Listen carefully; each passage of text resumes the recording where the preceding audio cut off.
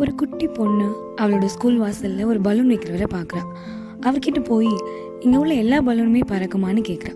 அதுக்கு அவர், ஓ பறக்குமே, உனக்கு என்னம்மா வேணும்னு கேட்குறாரு.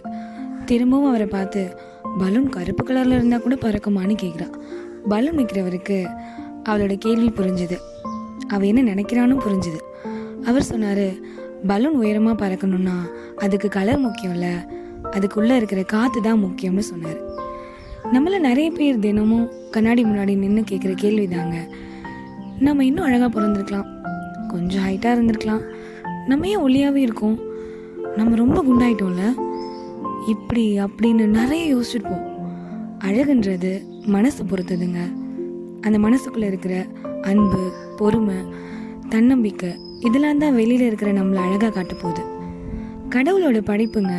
நம்ம யார் குத்தம் சொல்கிறதுக்கு? வாழ்க்கை குறை சொல்பவருக்கு குறையாகவே முடிகிறது, குறைகளை நிறையாக்குபவருக்கே இந்த வாழ்க்கை அழகாகிறது. முதலில் நம்மை நாம் நேசிப்போம், பிறரை நேசிக்க முயற்சி செய்வோம். இப்படிக்கு என்னை நேசிக்கும் நான்.